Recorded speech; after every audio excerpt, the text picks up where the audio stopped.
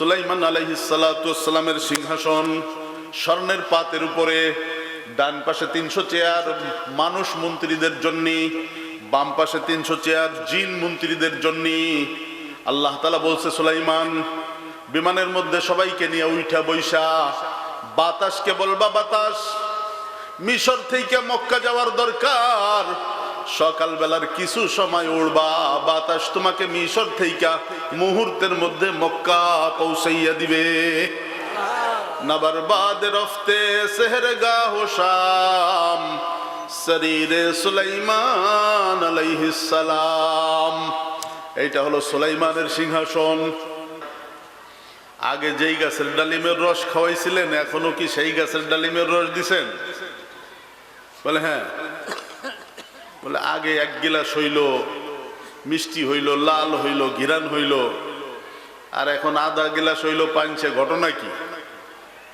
তো বাগানের মালিক তো আল্লাহওয়ালা, উনি বলছেন মনে হয় আপনি নিয়তের মধ্যে গড়বড়ি করে ফেলাইছেন। সাথে সাথে নিয়ত আবার ঘুরাই ফেলছে যে না, ওর কাছ থেকে বাগান নেওয়া যাবে না, আর এক গিলাস খাওয়া। তো বিসমিল্লাহ বইলে ওই ডালের থেকে আর একটা ছিঁড়ে চিপড়েছে, পুরো আগের মতো প্রথমবারের মতো এক গিলাস রস হয়েছে। ঘেরানো ঠিক আছে, মিষ্টিও ঠিক আছে। কয় ওই গাছের থেকে দিছো? বলে হ্যাঁ, ওই ডালের থেকেই দিছি। তাহলে গিলাস ভরলো কেন? কয় মনে হয় আপনি নিয়ত ঠিক করে ফেলাইছেন। নিয়ত ভালো হইলে বরকত হয়। নিয়ত ভালো হইলে, অনেকে মাহফিলে আসে, ও শোনে কিন্তু বোঝে না, আবার অনেকে বোঝে কিন্তু বিশ্বাস করে না, আবার অনেকে শোনে, বোঝে, বিশ্বাসও করে, আমল করে না। আমাদেরকে তো চূড়ান্ত সিদ্ধান্ত নিতে হবে। যা শুনবো, বুঝবো, বিশ্বাস করব, এইখানে বসে আমলের সিদ্ধান্ত নিব। রাজি আছেন? পাক্কা? যদি নিয়ত ওইভাবে ঠিক করতে পারেন, আল্লাহ রব্বুল আলামিন এইখানে বসা অবস্থায় রহমতের কোলে টান দিয়ে উঠায় নিতে পারে। আল্লাহর পয়গম্বর সুলাইমান আলাইহিস সালাতু ওয়াস সালাম, ওনার আব্বার নাম দাউদ আলাইহিস সালাম। উনি ঈশার সময় দাউদ আলাইহিস সালাম ইন্তেকাল করছিলেন। ফজরের সময় আল্লাহ তাআলা সুলাইমান আলাইহিস সালামকে নবুয়তিও দান করছেন, সারা দুনিয়ার বাদশাহ বানাইছেন।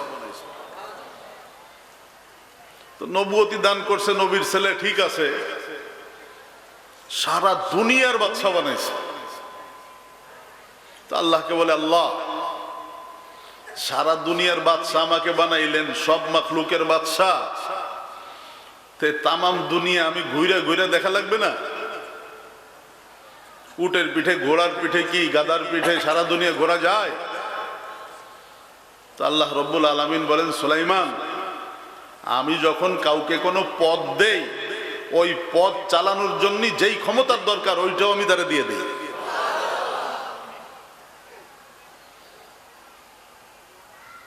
হযরত থানবী রহমাতুল্লাহ আলাইহি লিখছেন, এক দেশের এক বাদশাহ মারা গেছে। তো মন্ত্রীরা সন্ধ্যার সময় বৈশা সিদ্ধান্ত নিছে, আগামীকাল থেকে আমাদের বাদশাহ কে হবে। তো সবাই মিলে যেই সিদ্ধান্তে উপনীত হইছে সেইটা হলো, আগামীকাল ফজরের পরে যেই ব্যক্তি সর্বপ্রথম বাদশার দরজায় আসতে পারবে সে হবে কালকের থেকে আমাদের বাদশাহ। তো মন্ত্রীদের বাড়ি তো অনেক দূরে দূরে, মিটিং ভেঙ্গে সবাই চলে গেছে, রাত ভোরে গোছগাছ করতেছে, সকালে কে বাদশার দরজায় আগে আসতে পারে। ঘটনা করবে ওই দিন এক ভিক্ষুক সারা এলাকায় ভিক্ষা করতে করতে করতে রাত হয়ে গেছে, বাদশার বাড়ির পাশে মসজিদে এসে রাত্রে শুয়ে রয়েছে।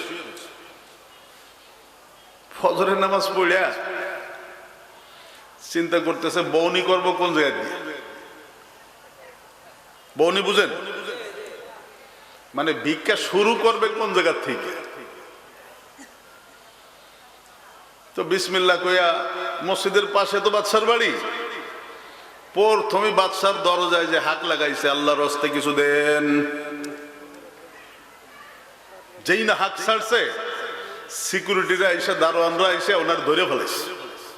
আমার ধরেন কেন? কয় ভিতরে যাইতে হবে।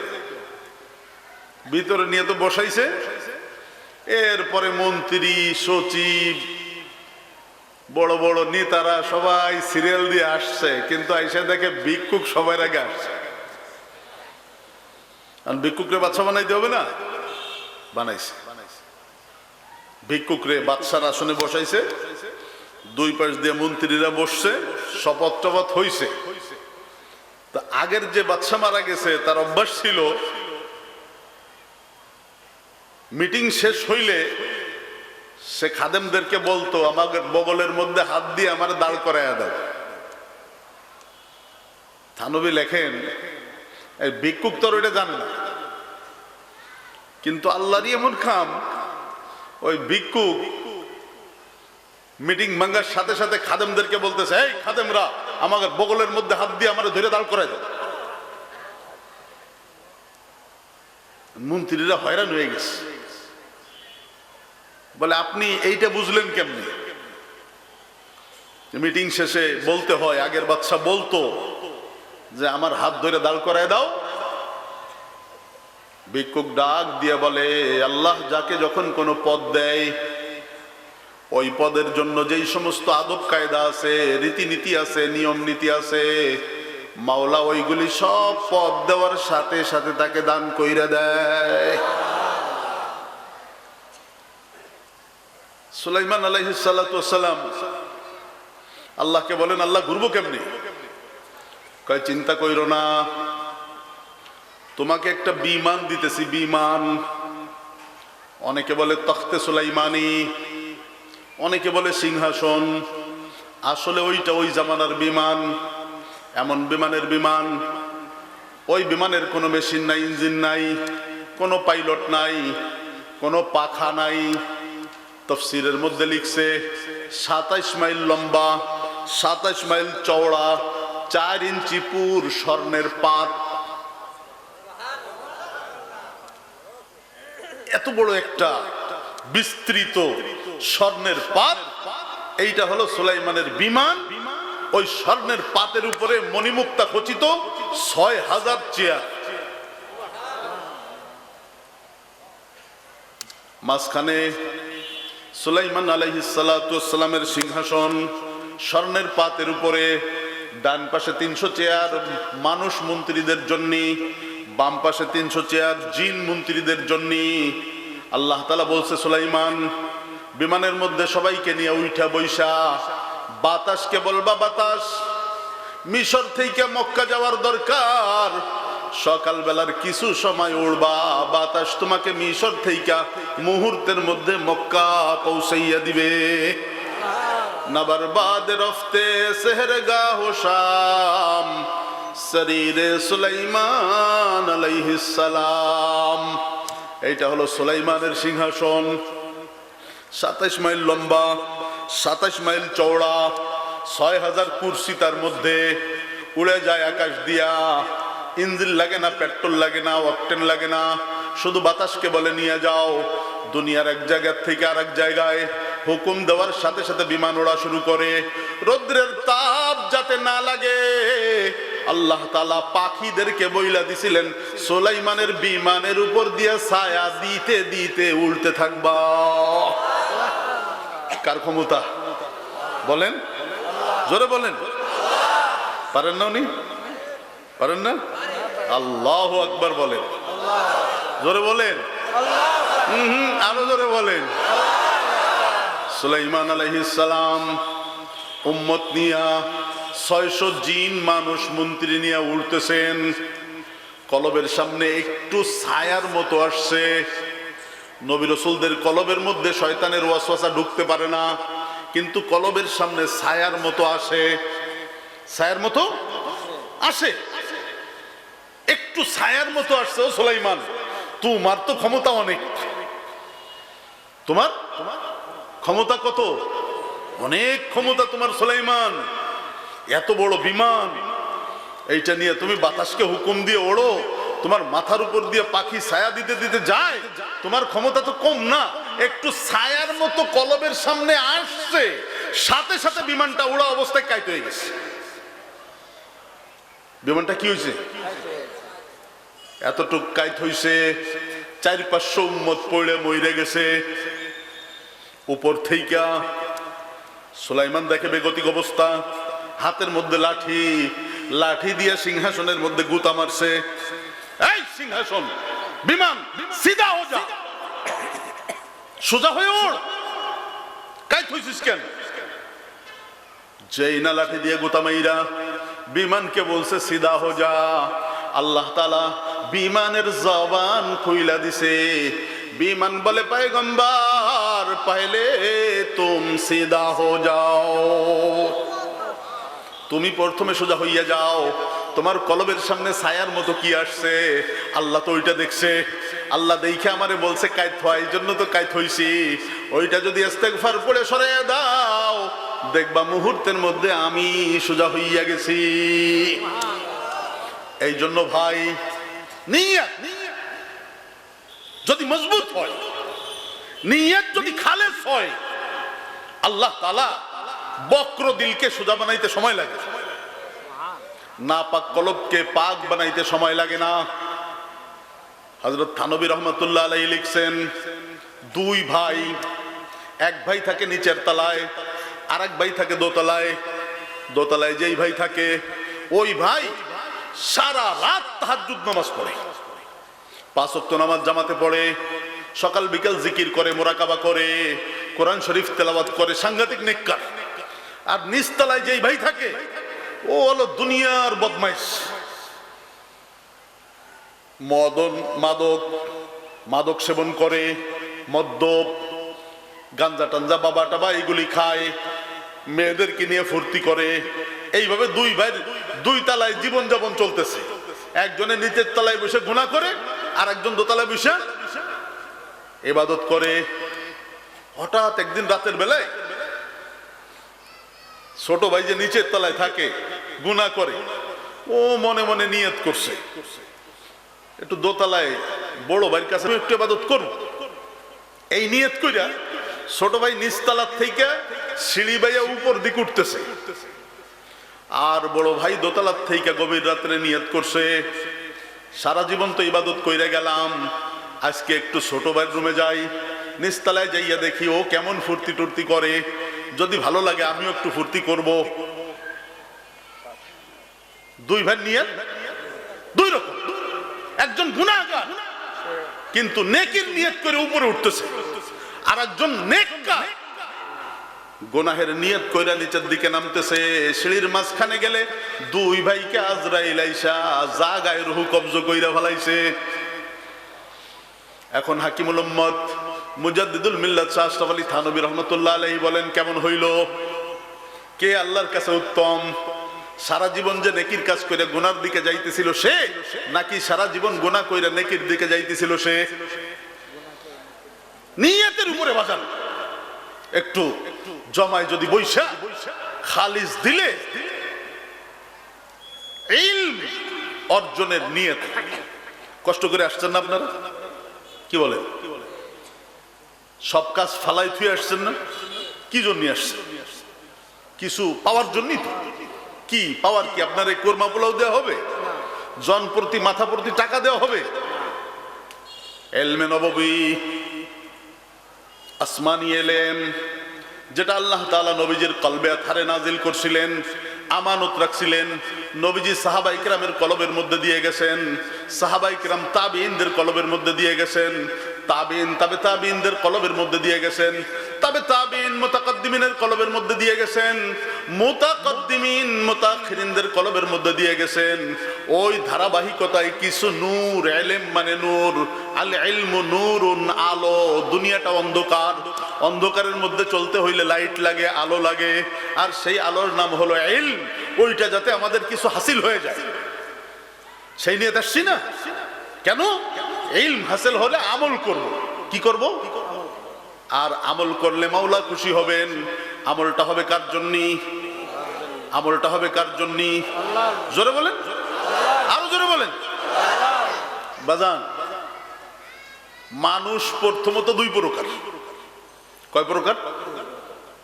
আল্লাহ তাআলা কোরআনে বলেন, হুয়াল্লাযী খালাকাকুম ফামিনকুম কাফিরুন ওয়া মিনকুম মুমিন।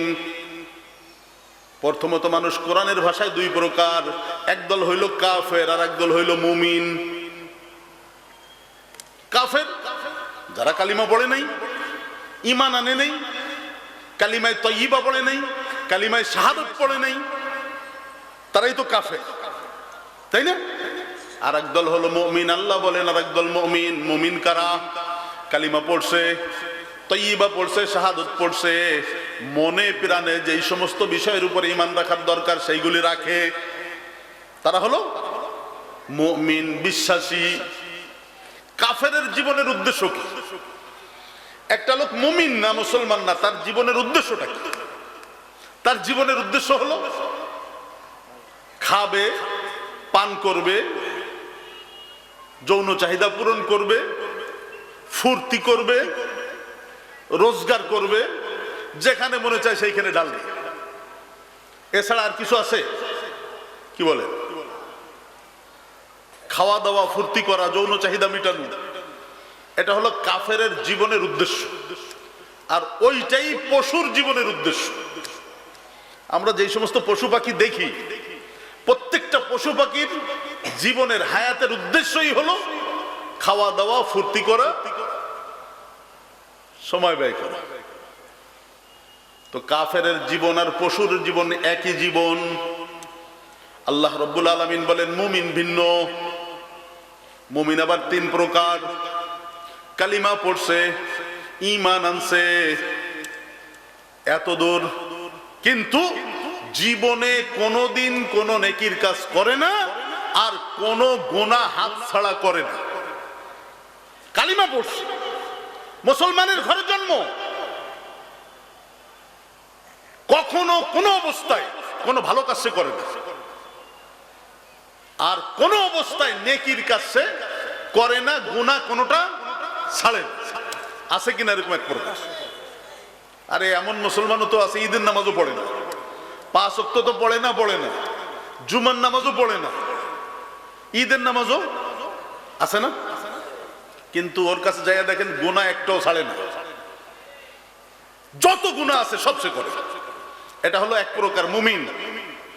2 নম্বর প্রকার মুমিন হলো জাহেরি ভাবে নেকির কাজ সব করে, নামাজ পড়ে, রোজা রাখে, হজ করে, যাকাত দেয়, দান খয়রাতও করে, মাহফিলেও আসে, সব ভালো কাজে তারে পাইবেন, কিন্তু গোপনে গোপনে গুনাহের সুযোগ পাইলে গুনাহ করে। গুনাহের সুযোগ পাইলে গুনাহ আছে। এরকম একদল লোক আছে নাকি? নেকির কাজ সব করতেছে, কিন্তু গুনাহের সুযোগ পাইলে গুনাহ। এটা হলো দ্বিতীয় প্রকার। 3 নম্বর প্রকারের মুমিন হইল প্রকাশ্যে সমস্ত নেকির কাজ করে, কোন নেকির কাজ সে ছাড়ে না, গোপনে গুনাহ করার সুযোগ থাকা সত্ত্বেও আল্লাহর ভয়তে গুনাহ করে না। বুঝছেন? প্রকাশ্যে সমস্ত নেকির কাজ সে করে, গোপনে যদি গুনাহ করার সুযোগ পায় আল্লাহর ভয়তে গুনাহ করে না। এখন 3 প্রকারের মধ্যে কোন প্রকারের সংখ্যায় লোক বেশি? কালিমা পড়ছে, নেকির কাজ একটাও করে না, গুনাহ একটাও ছাড়ে না, প্রথম প্রকার। দ্বিতীয় প্রকার হইল কালিমা পড়ছে, নেকির কাজ প্রকাশ্যভাবে করে, কিন্তু গোপনে গোপনে গুনাহ। আর 3 নম্বর প্রকার কালিমা পড়ছে, প্রকাশ্যে নেকির কাজ সব সে করে, গোপনে গুনার সুযোগ পাইলেও মাওলার ভয়তে গুনাহ করে না। আল্লাহ রাব্বুল আলামিনের উদ্দেশ্য হলো ওমা খালাকতুল জিন্না ওয়াল ইনসা ইল্লা লিয়াবুদুন আই লিয়ারিফুন। আল্লাহর উদ্দেশ্য হলো মানুষ নামে প্রজেক্ট বানাইয়া যে প্রত্যেকটা মানুষ এমন হবে কালিমা পড়বে, ঈমান আনবে, প্রকাশ্যে যত জাহিরি নেক আমল আছে প্রত্যেকটা সে করবে, এবং গোপনে যদি সুযোগ পায় গুনাহ করার, কিন্তু আমি আল্লাহকে হাজির নাজির যাই না, আমার ভয়তে এবং মহাব্বাতে গুনাহ করবে না, গুনার থেকে নিজেকে আলাদা রাখবে। এই যে 3 নম্বর প্রকার, আপনি প্রকাশ্যে সমস্ত নেকামল করবেন, গোপনে গুনাহও ছাড়বেন। এই শক্তি অর্জনের জন্য 3টা জিনিস লাগবে। কয়টা বাজান? এটা হলো ঈমানের সর্বোচ্চ পর্যায়ে। নেকির কাজ কোনোটা হাতছাড়া করে না, গুনাহের সুযোগ পাইলেও গুনাহ করে না। এই 3 নম্বর স্তরে পৌঁছাইতে হবে, এবং ওইখানে পৌঁছানোর জন্য 3টা গুণ লাগবে। কয়টা গুণ? জোরে বলেন। 1 নম্বর গুণ হলো আপনার ওহীর এলেম লাগবে, আসমানি এলেম লাগবে। আসমানি এলেম ছাড়া কোনটা করণীয় কোনটা বর্জনীয় এটা তো আপনি বুঝবেন না, এবং কোনটা করতে হবে। বাজান, আমরা যে নামাজ পড়ি, রোজা রাখি, মাহফিলে আসি, প্রকাশ্যে যে নেকির কাজগুলি করি, নেকির কাজ ফরজগুলি যেমন আদায় করা ফরজ, ওয়াজিবগুলি যেমন আদায় করা ওয়াজিব, সুন্নাতগুলি যেমন আদায় করা সুন্নাত, ওই রকমের গুনাহেরও ক্যাটাগরি আছে। অনেক গুনাহ আছে কবিরা গুনাহ, ওই গুনাহ ছাড়াও ফরজ। নামাজ পড়া যেমন ফরজ, ওই গুনাহটা ছাড়াও ফরজ। এখন আমরা তো মনে করি যে না, নামাজ পড়া ফরজ, সুদ খাওয়া মনে হয় জায়েজ। নামাজ পড়া ফরজ, বিবি মাইয়ারে বেপরদায় রাখা মনে হয় জায়েজ। এলেম লাগবে। আল হালালু বাইয়িন ওয়াল হারামু বাইয়িন ইলা ইয়াউমিল কিয়ামাহ। কোনটা করণীয় কোনটা বর্জনীয় আল্লাহ রাব্বুল আলামিন সব স্পষ্ট করে দিয়েছেন। সেই এলেম আপনার লাগবে। আর সেই এলেমের জন্য মাদ্রাসা 2 ধরনের। একটা হলো বিল্ডিংওয়ালা মাদ্রাসা, ছাত্ররা আবাসিক থাইকা ওইখানে বৈশা প্রত্যেকদিন লেখাপড়া করে। আর একটা মাদ্রাসা হলো চলমান, যেইটা আজকে আপনারা আসছেন, উম্মতের হক্কানি রব্বানি উলামায়ে কেরাম আপনাদেরকে বুঝাবেন কোনটা করণীয় কোনটা বর্জনীয়।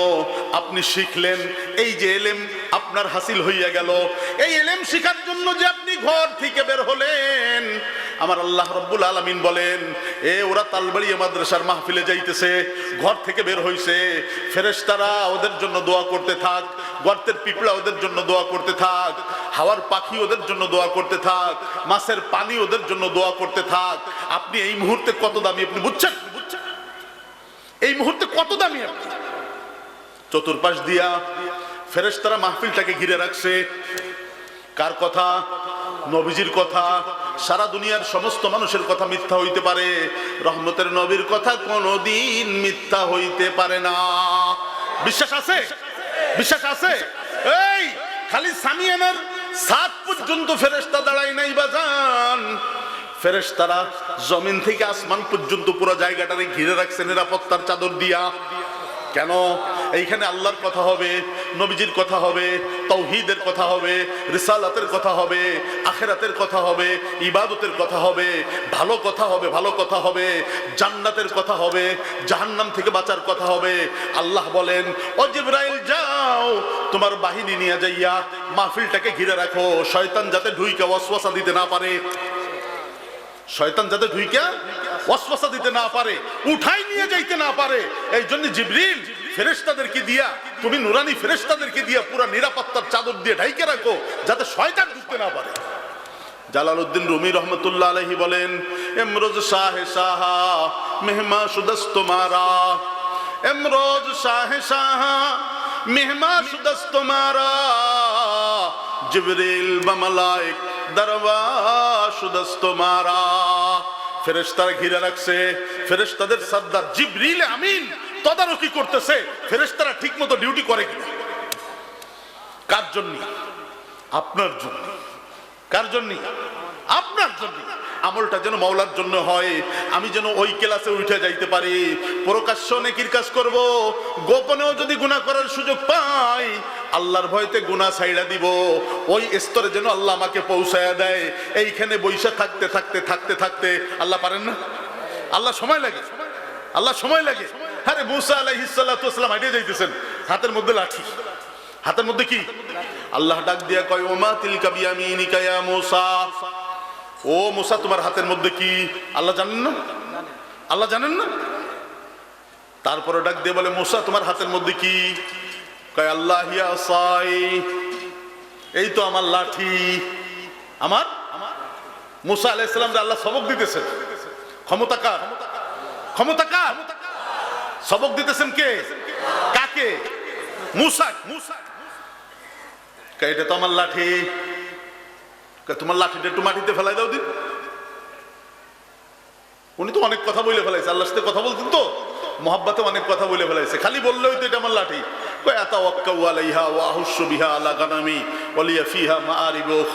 আল্লাহ এটা আমার লাঠি, এটার উপর ভর দিয়ে চলি, গাছের পাতা পাইলে ছাগল রে খাওয়াই, আর অনেক কাজ করি। তার মানে এটা লাঠি, যে কোনো সন্দেহ নেই। আল্লাহ কয় তাহলে একটু ফালাও। মুসা আলাইহিস সালাম লাঠিটা ফালাইতে দিল। যারা আরবি গ্রামার জানেন, ফাইজা ফাইজা ইযান লিল মুফাজা ফাইজা হিয়া হাইয়াতুন তাসা, হাতের লাঠি মাটিতে পড়তে পড়তে হঠাৎ এর উপরে সাপ হয়ে গেছে। কে বানাইছে? জোরে বলেন। বানানো কিচ্ছা, বানানো কাহিনী। সাপ হয়ে ফানা ধরছে। মুসা আলাইহিস সালাম ভয় পেয়ে দৌড় মারছে। আল্লাহ কয় মুসা কই যাও? কয় আল্লাহ সাপ। তা কি হয়েছে? কয় ভয় করতেছে। কয় লা তাখাফ, ভয় পেও না। খুযহা, সাপটার একটু ধরো। কয় আল্লাহ মন্ত্র তো জানি না। কয় মন্ত্র জানা লাগবে না, ধরো। কয় যদি কামড় দেয়, যদি সবল মারে? আল্লাহ কয় সবল মারে আর যাই মারে আমি বলছি তো, আমার হুকুম। কার হুকুম? আরে আমার হুকুম। আল্লাহর হুকুম যদি হয়, জানের খতরাও যদি হয়, জান বাঁচাবো না আল্লাহর হুকুম আদায় করব? বুঝা শুনে কইেন। আল্লাহ এমন একটা কাজের হুকুম করছেন, ওইখানে গেলে জানের খতরা, জানের খতরা। এখন জানের মহব্বতে জান বাঁচাবো না আল্লাহর হুকুম আদায় করব? কে কে রাজি আছেন? দুই হাত টান টান করেন, জোরে বলেন ইনশাআল্লাহ। গলার সব শক্তি দিয়ে বলেন, আরো জোরে, আরো জোরে। হাত নামান। মূসা পয়গম্বর আলাইহিস সালাতু ওয়াস সালাম চোখ বন্ধ কইরা দাঁত কিড়িমিড়ি দিয়া থাবা মারছে সাপের মাথা বরাবর, চোখ বন্ধ করে। এখন হাতের মধ্যে শক্ত শক্ত লাগে তো, সাপ তো একটু নরম নরম হওয়ার কথা। চোখ খুলছে। খুযহা ওয়ালা তাখাফ সাইন সানুঈদুহা সিরাতাহাল উলা। চোখ খুইলা দেখে হাতের মধ্যে সাপ নাই, আগের লাঠি। ক্ষমতা কার? আল্লাহর হুকুম মানলে আল্লাহ পাক ওইভাবে সাহায্য করে। হুকুম মানছে কার? ইউসুফ আলাইহিস সালামকে বেকায়দায় ফেলাইছে না জুলাইখা? বেকায়দায় ফেলাইছে না? কেমন বেকায়দার বেকায়দা! কোরআন শরীফ বলে, আল্লাহ রাব্বুল আলামিন বলেন ওয়াগাল্লাকাতিল আবওয়াব, সাতটা দরজা বন্ধ কইরা ভিতরের রুমে নিয়া, বেডরুমে নিয়া জুলাইখা নিজের শরীর থেকে কাপড় চোপড় খুলে ফেলাইছে ইউসুফের দৃষ্টি আকর্ষণ করার জন্য। সুন্দরী মহিলা, যদি ইউসুফ একটু তাকায় তাহলেই তো ইউসুফের জালের মধ্যে আটকাইয়া নিবের যৌন চাহিদা মিটাইতে পারবে, জিনা করতে পারবে। কাপড় চোপড় খুইলা দেখে যে ইউসুফ ওনার দিক তাকায় টাকায় না। ইউসুফ চাই রয়েছে নিচের দিক। ইউসুফ চাই রয়েছে কোন দিক? মুমিনের নজর থাকবে কোন দিক? এই মুমিন যে রাস্তায় হাঁটবে নজর থাকবে কোন দিক? কার হুকুম? কার হুকুম? চোখের গুনাহ থেকে যদি নিজেকে না বাঁচাইতে পারো, জীবন ভর নামাজ পড়বা, নামাজের মজা পাবা না। চোখের গুনাহ থেকে যদি নিজেকে বাঁচাইতে না পারো, জীবন ভর নেকির কাজ করবা, স্বাদ পাইবা না। যে কোনো নেকির কাজে স্বাদ পাওয়ার জন্য সর্বপ্রথম যেই কাজটা করতে হবে সেইটা হলো আল্লাহর হুকুম চোখকে নিচে রাখতে হবে। হারাম জিনিস, বেগানা জিনিস, ল্যাংটা জিনিস দেখা যাবে না। পাক্কা সিদ্ধান্ত নেওয়া যায়? যায়? কে কে নেবেন হাত জায়গা টান টান করেন, জোরে বলেন ইনশাআল্লাহ।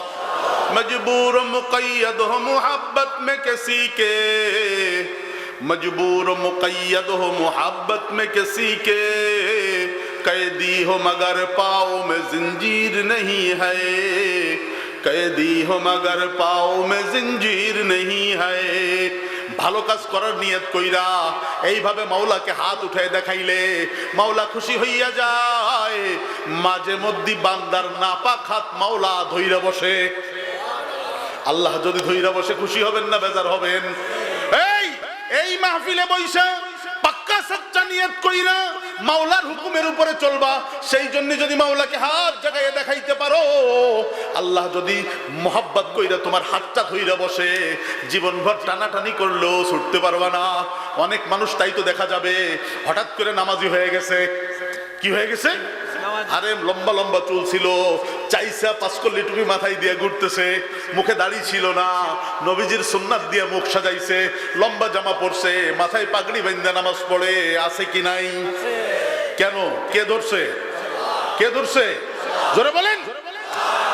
সৈয়দুত তায়েফা হাজী ইমদাদুল্লাহ মহাজের মক্কি রহমাতুল্লাহ আলাইহি, কাসিমুল উলুমি ওয়াল খায়রাত কাসিম নানুতুবি রহমাতুল্লাহ আলাইহির পীর ও মুর্শিদ, ফকিহুল উম্মত রশিদ আহমদ গঙ্গোহী রহমাতুল্লাহ আলাইহির পীর ও মুর্শিদ, শেখুল হিন্দ মাহমুদ হাসান দেওবন্দি রহমাতুল্লাহ আলাইহির পীর ও মুর্শিদ, হাকিমুল উম্মত আশরাফ আলী থানবী রহমাতুল্লাহ আলাইহির পীর ও মুর্শিদ, এ সবার যাদের নাম নিলাম সবার পীর সৈয়দুত তায়েফা হাজী ইমদাদুল্লাহ মহাজের মক্কি রহমাতুল্লাহ আলাইহি। উনি এইভাবে বয়ান করতেন। বয়ান করতে যাইয়া মানুষের কাছ থেকে হাত জায়গায় জায়গায় ওয়াদা নিতেন। এই নামাজ ছাড়বা না, কে কে হাত জাগাও? রোজা ছাড়বা না, কে কে হাত জাগাও? মিথ্যা কথা বলবা না, কে কে হাত জাগাও? সুদ খাবা না, কে কে হাত জাগাও? ঘুষ খাবা না, কে কে হাত জাগাও? ধোকাবাজি করবা না, কে কে হাত জাগাও? এক একটা বইলা বইলা হাত জায়গায় জায়গায় ওয়াদা নিতেন। হাজী ইমদাদুল্লাহ মহাজের মক্কির হাতের সাথে হাত উঠাইয়া যারা ওয়াদা করত, মৌতের আগে আল্লাহ তাআলা সবাইকে আল্লাহর ওলি বানায় কবরে নিয়ে যেত। সেই নিসবতে আমরাও একটু হাত জায়গায় জায়গায় ওয়াদা নেই, যদি মাওলায় ধইরা বসে। পারেন না? ইউসুফের নজর নিচের দিক, বাজান টক বইকে যুবক, সেই রকমের সুন্দরের সুন্দর ইউসুফ দাঁড়ায় রইছে, আর বাদশার বউ ফার্স্ট লেডি সুন্দরী মহিলা কাপড় খুইলে নাড়াচাড়া করতেছে। ইউসুফ যে তাকায় না, জিনা করার নিয়ত নাই, আর একজনের জিনা করার নিয়ত, কাপড় খুলে ফেলাইছে। দুইজন দূর রাস্তায়, একজন জান্নাতের রাস্তায় আর একজন জাহান্নামের রাস্তায়। কে চালায়? কে চালায়? ইউসুফ তাকায় রয়েছে নিচের দিক। বাহারে শিরি বাহারে তলখো হামেনা, বাহারে শিরি বাহারে তলখো হামেনা, দরমিয়া শাহ বরজখুল্লা ইয়াবগিয়া, বাইনহুমা বরজখুল্লা ইয়াবগিয়ান, ফাবিআইয়ি আলাই রাব্বিকুমা তুকাজ্জিবান। পদ্মার পানি ঘোলা, মেঘনার পানি নীলা, দুই পানি একসাথে চলে। ঘোলা পানি সবুজের মধ্যে ঢোকে না, সবুজ পানি ঘোলার মধ্যে ঢাকে না। দুই পানির মাঝখানে একটা কুদরতের পর্দা কে ফেলায় রাখছে? আপনি যদি হিম্মত করেন, একটু সাহস করেন, যত বড় গুনার পরিবেশ হোক, নিজের যদি একটু চেক দিতে পারেন, একটু যদি চেক দিতে পারেন, না আমার মাওলা আমারে দেখতেছে, আমার মাওলা আমারে দেখতেছে। ফকিহ আবুল লাইস সামারকান্দি রাহমাতুল্লাহ আলাইহি লিখছেন, মুসা আলাইহিস সালাতু ওয়াসসালামের জামানায় ওই শহরের এক সুন্দরী মহিলা, এত সুন্দরের সুন্দর, ধনী মানুষ, জিনার ব্যবসা করে, শরীর বিক্রি করে খায়। শহরের সমস্ত পয়সাওয়ালা মানুষ তার কাস্টমার, পুরা শহরটারে নষ্ট করে ফেলাইতেছে। একদিন তার বাড়ির সামনে সাইজা গুইজা সোফার মধ্যে বসে রইছে। তার বাড়ির থেকে বেশ কিছু দূরে একটা বস্তি, ওই বস্তিতে এক যুবক থাকে, আল্লাহর ওলি। সেই জামানার যা ইবাদত আছে সব ইবাদত সে করে, মুরাকাবা করে, জিকির করে, আল্লাহ ওয়ালাদের সাথে ওঠা বসা করে, মুসা পয়গম্বরের সোহবতে যায়, 24টা ঘন্টা তার ইবাদতে কাটে। সেই যুবক হেগে যাইতেছে ওই যুবতী সুন্দরী বেশ্যা মহিলার সামনে দিয়ে, হঠাৎ কইরা ওই যুবকের একটা নজর পড়ছে ওই মহিলার উপর, ওই পতিতা মহিলার উপর একটা নজর পড়ছে, বদনজর। এত সুন্দরের সুন্দর নজরটা হয়ে গেছে বাজান খারাপ। নজরটা কি হয়ে গেছে?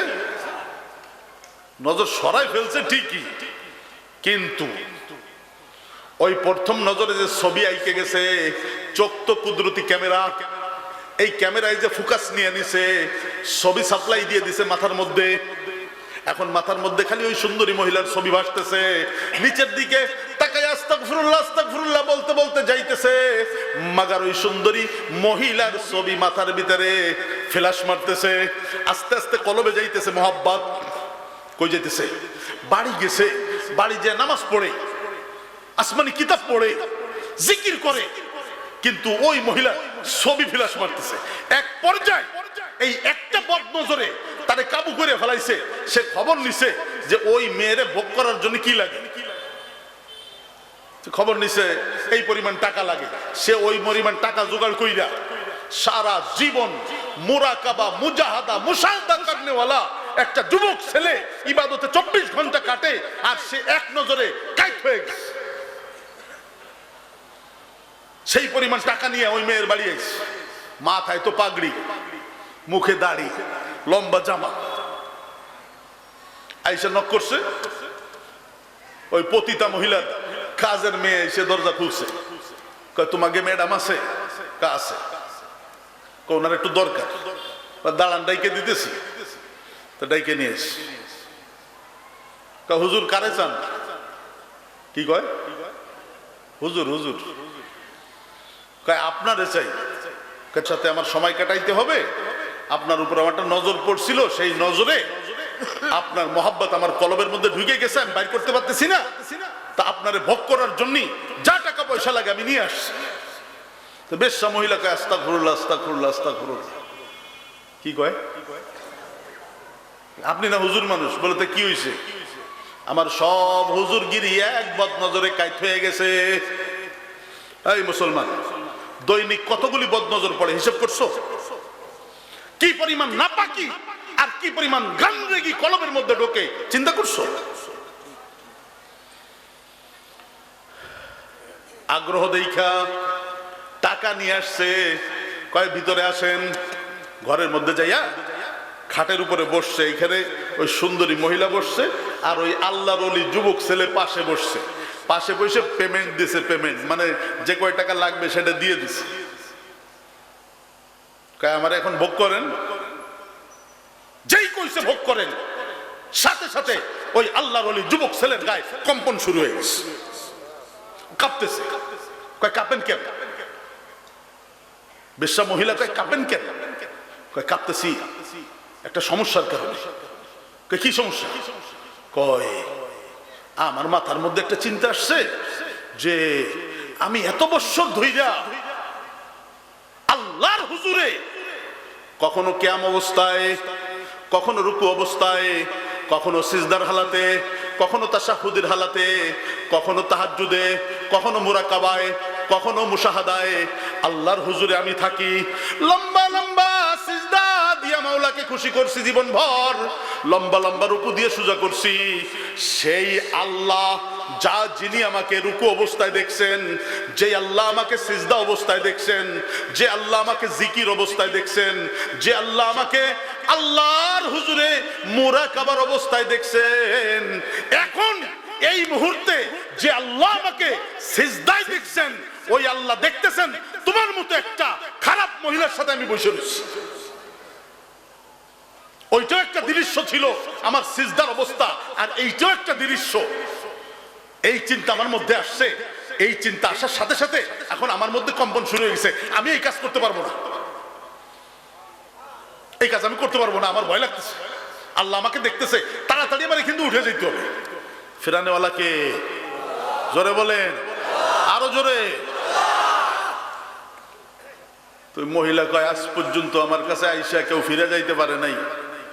কয় কেউ যাইতে পারে নাই তো কি হয়েছে, আমার যাইতে হবে। আমি একজনকে ভয় করি, তিনি কে?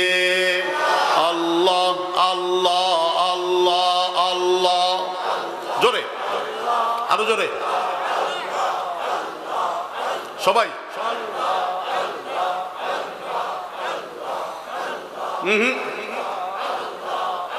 গলা খুলে দেন।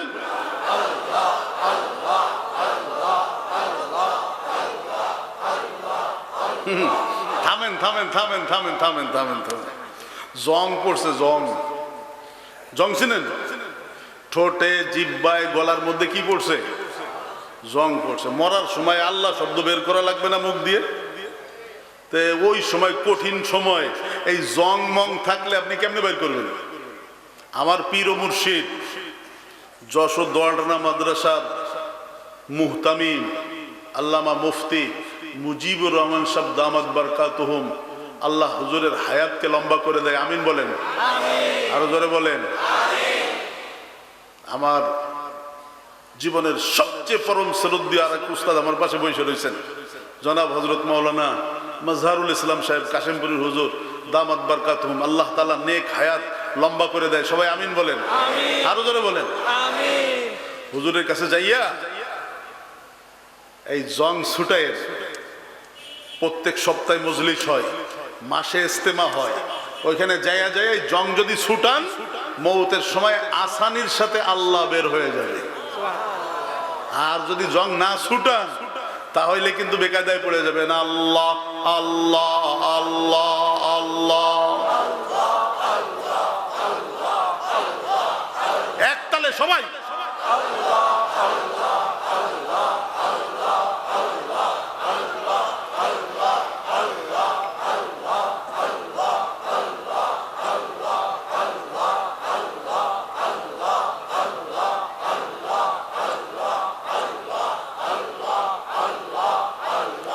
अल्लाह अल्लाह क्या मजा मुर्शीद की मैं खाना में है।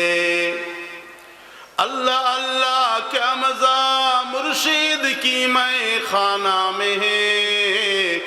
दोनों आलम की हकीकत एक पैमाना में है। अल्लाह अल्लाह अल्लाह अल्लाह। एक मुहूर्त তোমার সাথে আমি বসতে পারবো না এইখানে, এই কথা বইলা দৌড় মারছে।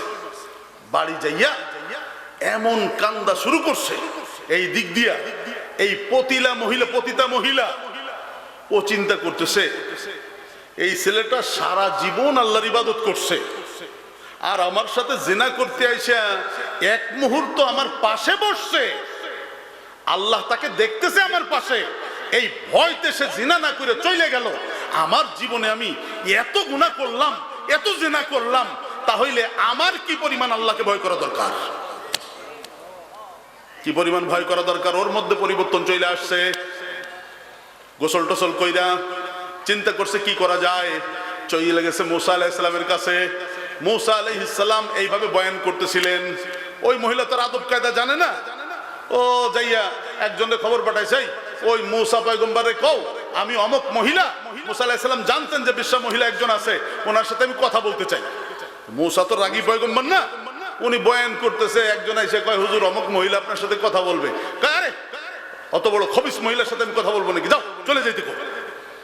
অত বাড়ি যাইয়া গোসল টোসল কইরা সব সুন্দর পোশাক টোশাক খুইলা সাদা কাপড় চোপড় পইরা সেজদায় পড়ে কাঁদতেছে আর বলতেছে, আল্লাহ আমি এত খারাপ হয়ে গেলাম, মুসা পয়গম্বর পর্যন্ত আমার তাড়াইয়া দিল, তোমার দরজা ছাড়া তো আমার আর কোনো দরজা নাই।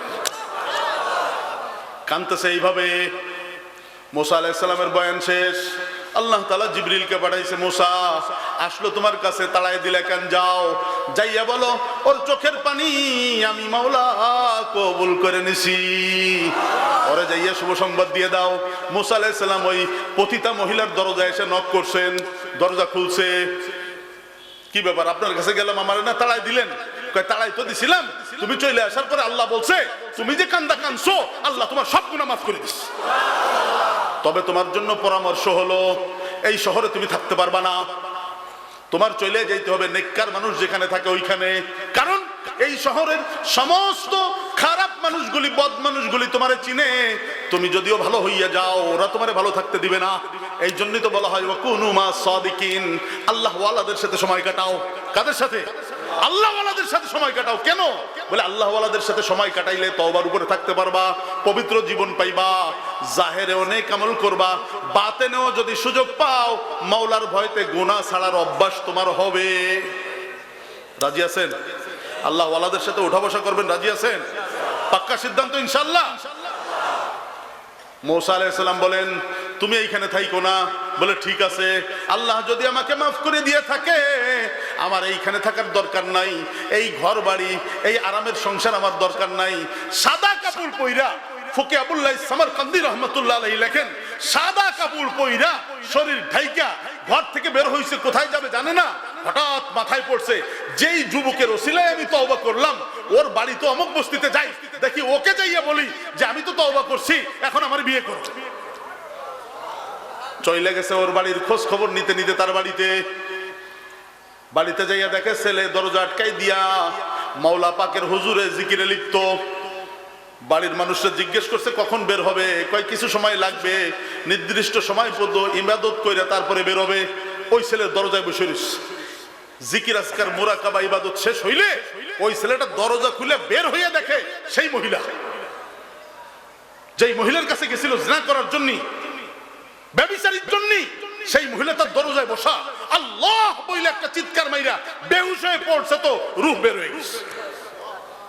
ভয় পাইছে। আত্মীয় স্বজন দাফন কাফন করছে। ওই যুবকের বড় ভাই একজন ছিল, তারও বিয়ে করে নাই, বিয়ের বয়স হইছে।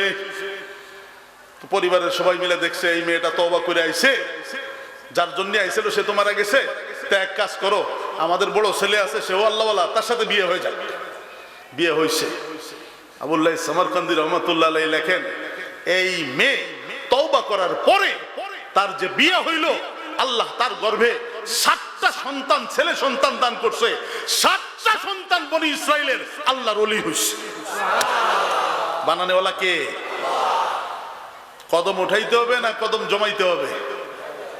রাজি আছেন?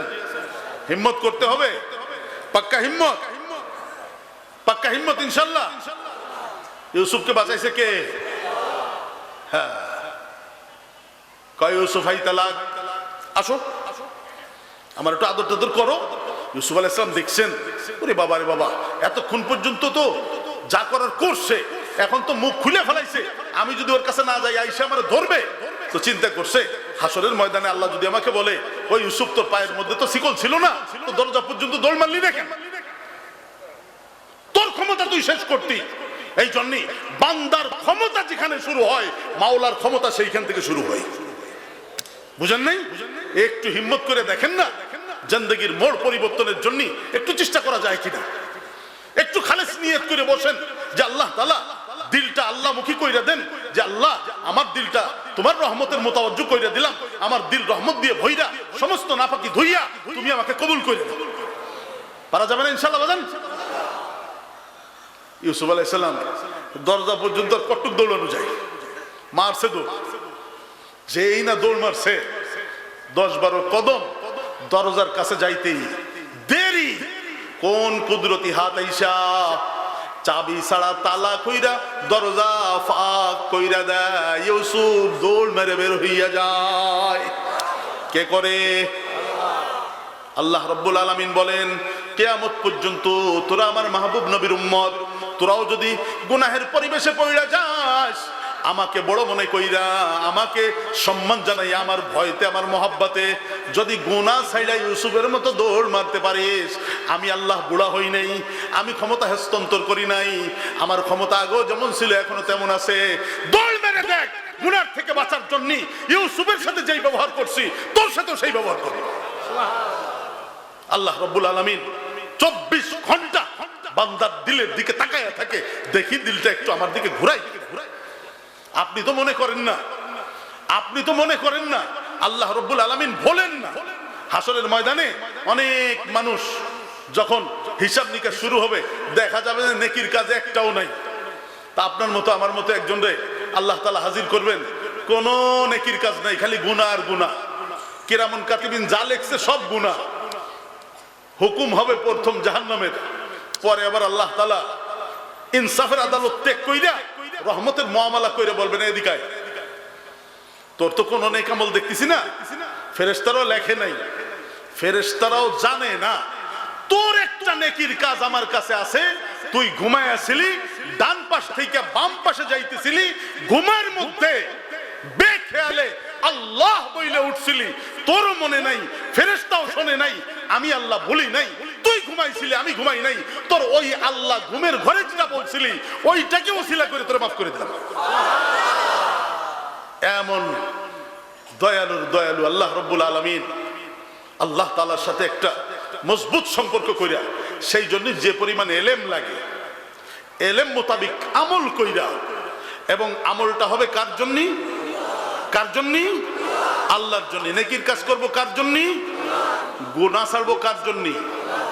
একজনে মদ খাওয়া ছাইড়ে দিছে, তার ক্যান্সার হবে সেই ভয়তে, সে কি আল্লাহর ভয়তে ছাড়ছে?